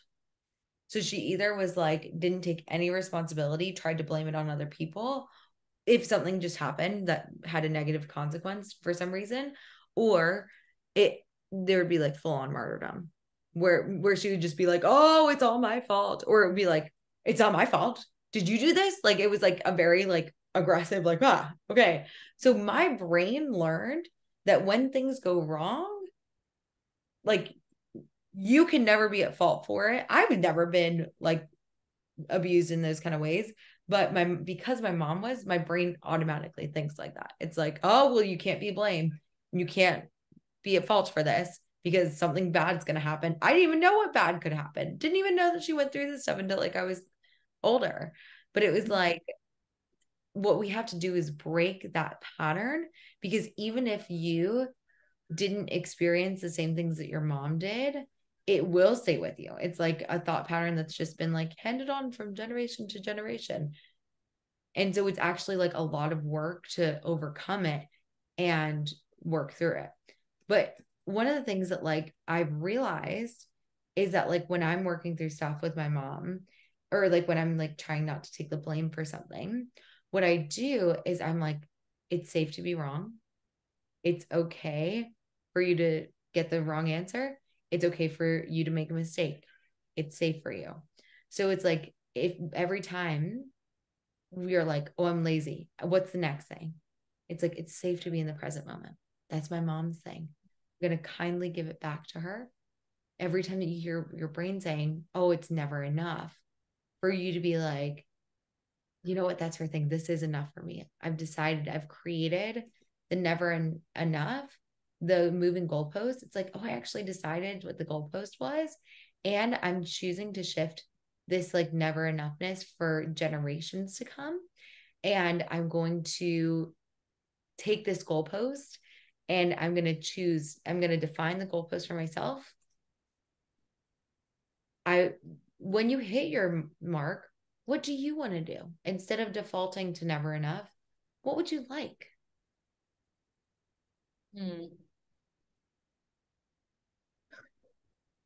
I think if I can like look back and just enjoy the present moment in whatever I'm doing, that'll be enough for me. Even if it's not like it doesn't have to be all, happy, but I think what has hurt me in the past is like, I tend to like dwell on mistakes too, because my mom is very much like a perfectionist. And so it'll just like follow me around. Like I keep self-sabotaging. Yeah. And it's taken a lot of work to not do that. Like it's over the past year. So I think we're getting there, but I think a good goalpost for me is to just stay present. And when you have goals for your business, it's like, okay, good, but never enough. Your mom is probably physically going to say that. Like it's just like, imagine like you scare someone, they go, ah, it's like literally like her visceral response. Like, it's like, oh, you did well, do better. It's like, ah, it's like, it's just like, it's totally subconscious. She has no idea it's happening. We have so much compassion for her and it's worked for her. It's like, it's the way that she's like raised an insanely amazing daughter like you. And it's how she's coped in these fast things. But when she's like, it's not enough, how are you going to be able to stay present? What's like a thought that you can give yourself? I can like maybe give like an example of a recent like situation where, I was like really proud of myself for accomplishing something, and I tell her and she's like, oh, but like, is your room clean? And I'm like, oh my God. It's like, I think for her cleanliness, and it's like, I'm not a slob by any means. I just sometimes have days where like my space is more messy than usual. But I had to tell myself, it's like, okay, well, I forgive myself for having a messy room because I've just had like a busy week or two, but it will get cleaned up, Like, notice like your brain like went straight to the room thing. And it's like, no. How are we going to stay present and being proud of this thing you're accomplished? Yeah. It's like we want to stay present in the proudness, not just present in the moment. So it's like, when your mom's like, but here's all the things that you didn't do, how can you still stay present and like proud and like enjoy the moment? Like, it's something that like I say to myself, and I'm like, that is her stuff, but I'm so proud of myself. Like, just release it back to her and then come back to pride, which is a very important emotion for women to feel, because we've been shamed out of feeling proud of ourselves because we were told that it's vain and egotistical. Yeah.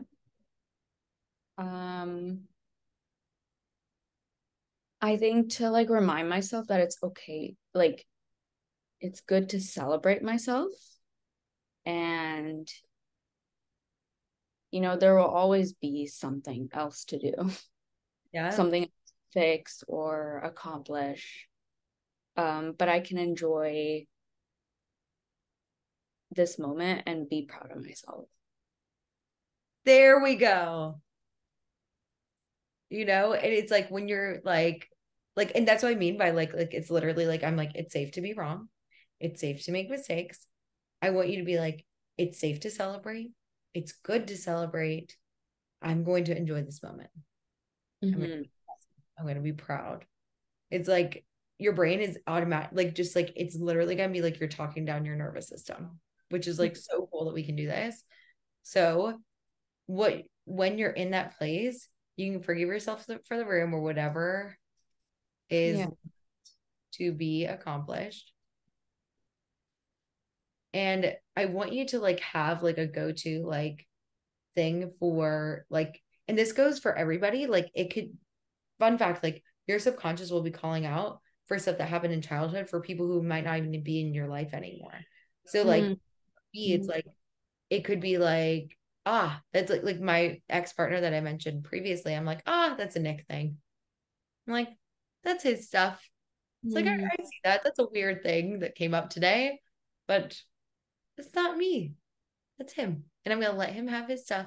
So it's like, how can you like release that back to like, because they're gonna like the people who are asking you for insurance when you're applying to rent, people who are asking what you do, your mom, people who don't even exist in your life anymore, like ex-partners or things like that. Like, that was their thing. Yeah. Like, I think I'd love to like implement something similar because that's new to me, but yeah, just like maybe acknowledging that what is my thinking and then what is hers or someone else's. So it's like, the protocol is going to stem from a feeling that you're feeling. A lot of times, like we don't catch a thought, we'll just feel something. So like when she says that, like you said, shit hurt you in the past, there's an emotion that you felt like sadness, shame. It's been a theme of the day. Shame, fun. Like some sort of like negative emotion. When you be like, I'm feeling a negative emotion. Is it because it's something for me or is it something for her? What do you know what that negative emotion? I think it's really interesting. I think shame is part of it, but a bigger part is competition. Whenever someone like this, just growing up with an older brother and you know the way like immigrant families are, they always favor the elder son. Is just what it is. But so whenever someone, you know, says to me, you know, why can't you be more like this? I always immediately, even though they might not be referring to my brother when they say that, I always like come back to him and competing with him. Even though he doesn't he like my brother's a really kind person and he doesn't ever intentionally, you know, do anything to provoke this competitive nature in me, but that's just the way I've grown up. I've always been compared to my brother. And I think by some measures, and my brother and I have talked about this, I'm a lot more successful than he is. And he's said it to me. So I'm not like, you know, trying to put words in his mouth. But I think that competition, that extreme competitiveness can be negative for me. Yeah, it just doesn't serve you anymore. It's how you were raised and it served you up until this point, but that's not how you want to go the rest of your life trying to prove yourself. Yeah.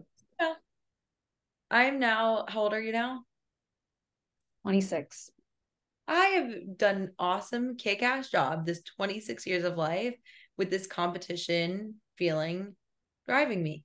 And now that I'm 26, the next number of years, I want to live on my terms and I want to know that I'm enough. I'm going to do this. So it's like, what I think this is going to be helpful. It's like, okay, so a negative emotion is going to strike and you're going to be like, oh, competitive. It could be like any other negative emotion. I think this goes for everybody. I want you to notice and be like, whenever you're feeling a negative emotion that kind of seems like it comes out of the blue, being like, oh, instead of doing shit, pause. Yeah. Stop. Don't do, it's like, do not pass go and be like, what was it that is making me feel this way?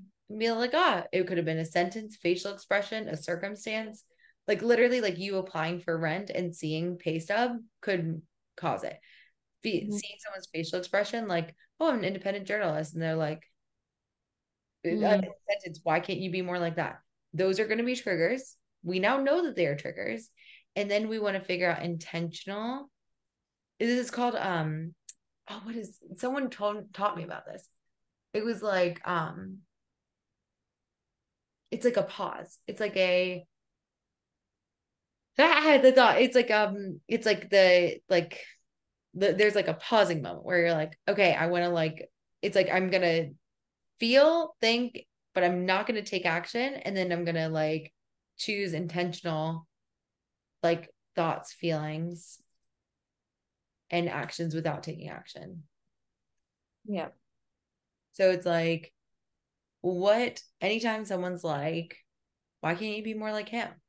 Or like, we can figure out what it used to mean, or we can just choose instead. What do you want to think about it? Or how do you want to feel instead of competitive? Instead of competitive, I think, coming back to the feeling that I'm really content with my path, it's not like perfect, but no path is, but I'm content with, the challenges I've kind of agreed to take on by being, self-employed in this industry. Huh? So I'm like, and I think maybe even instead of content, I'm hearing like a wise, grounded. Mm-hmm. Like, does that sound good? Like, anytime someone questions you, you're gonna be like, oh, I'm triggered. And now I'm like content and wise and grounded. Yeah. And I think maybe even like attributing those thoughts and feelings to the other person, because I know, you know, for a lot of people, they think, writing is not a real career, or writing is anything that takes skill. But I know the skill it requires, because if everyone were to be able to do what I do, there'd be more people like me, but there aren't. So Yeah. yeah. I mean, not to sound cocky, but sometimes it helps to, say that and think that. And notice how like literally confidence has been like pushed out of our brains and like told us like if ever like that's like a fucking empowered awesome statement, and like the goddamn patriarchy's like, let's tell her that she's cocky and let's keep her small, no, if everyone could do what you do, they would and be making money, but they can't because you're doing what your unique gifts and talents are. No shame on anybody else, but like it's like that's the important work of like owning that shit and being like grounded and like, yeah, I'm fucking good at what I do and I get paid accordingly. Mm-hmm. And I enjoy my life and I'm not lazy. I'm working smarter, not harder. And I'm offering like working more aligned and getting compensated for the value. Yeah.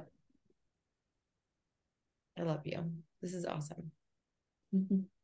So, and guess what? Then if you've got that thought, like I'm content with my path, I'm feeling this wise, grounded, giving back these thoughts, not taking it personally, remembering the skill that it requires to do your jobs. If everyone could do what you do, they would. And guess what? That keeps you what your goal was, to be content in your path and proud of it. And what could be really helpful is like, for me, I like to make a list of triggers and be like, oh, okay, like here are all the things that have triggered me in the past on that low to empowered to high value cycle. And I think I think everyone will have that. And I think it's lesson 13 in the Google Doc. But here, it's 12. But like if you need like that like low to high to empowered value cycle, make a list of all things that trigger you. Being like, okay, seeing rent, seeing pay stubs, like whatever it is. And then being like, okay, these are things that like trigger me. What could be more empowering? And how can I get back to a high value cycle? Mm-hmm. But I'm so proud of you. Like thinking about like when we first started working together to now, I'm like, holy shit. From like the time we started one-on-one coaching, that was last year. I think I texted you, right? Like, yeah. You. Like, what So I'm bad at. And that goes for every single person in this group, Like, look at what we are doing in the world. We're doing the stuff that no one else does. We are literally like redefining what's possible for humans, women especially. So it's like, I'm so proud of you. I'm so proud of like everything that you, like the level of emotional maturity that you have is just like wonderful. And Oh, I'm thank you. all of us, you know, it's like we're killing it, people. Yeah. I did have a question though, like, after making that list of triggers and, say you're confronted with one of these triggers, like when you're talking to someone, what is something that you do like in the moment that helps you? First off, I get it wrong a lot. And I'm like, Mhm. oh, whoops, this is back. So having a lot of compassion for myself. And then like I'll try and like come up with like, so the bilateral stimulation that Renee taught us at the beginning, like I'll be like, oh, I'm feeling triggered. I'm like, let me just like get into my body, get out of my brain. Another thing is like that 5, 2, 3, 2, 5, 4, 3, 2, 1. I was getting really triggered on Sunday. And I was like, let's just get present. I was like, count some objects. I'm like, okay, red flower, yellow flower, purple flower. I'm like, okay. Like, because sometimes if your triggers take you past the point of logical return, you've got to go subconscious to calm it. So it's Mhm. like finding things like, or it's like taking a breath. Like in the moments when I'm like wrong and I'm like trying to defend myself, I'll be like, take a breath. And I'm like, okay, feeling come up. And like sometimes I'll even go to the bathroom if it's something that's big. So it's like it's like a play. Like you just kind of have to play with it. But it's Yeah. like those are the kind of things that have really helped me. Like the taking a breath, there is so much like that is under, it sounds so underwhelming. Mm-hmm. But or like taking a drink of water. Like literally because like if it's a like it's like if it's a subconscious trigger, you need to subconscious calming. Yeah. That's good to know because, a lot of my career has been remote. So whenever something triggers me, I'm, able to just close my laptop or something. Yep. But in person, it's harder because I have a very expressive face. So, It's like, yep, that's 100% like that's me. And I'm learning. Like it was, I was, yeah, I don't have a poker face, but like the closing the laptop, like it's like you're just gonna need to figure out like what you can do to like close the laptop in person. Like, so mhm. there'll be something that'll be like, but you just have to play with it. Yeah. Okay. That, like, luckily, your mom is gonna give you so many opportunities for you to really like get into this, and like other people will too. It's like a gift. Thank you for giving me another opportunity to master my emotions. Thank you. Yeah. That's with all, immigrant family dynamics. You get used to it after a while. Yeah. Well, and I think that's like so, so valid. And I'm just really proud of you. Thank you. I Like, appreciate it. and I hate the word maturity because it's like implying that like the other way is like worse, but like emotional regulation. Mm-hmm.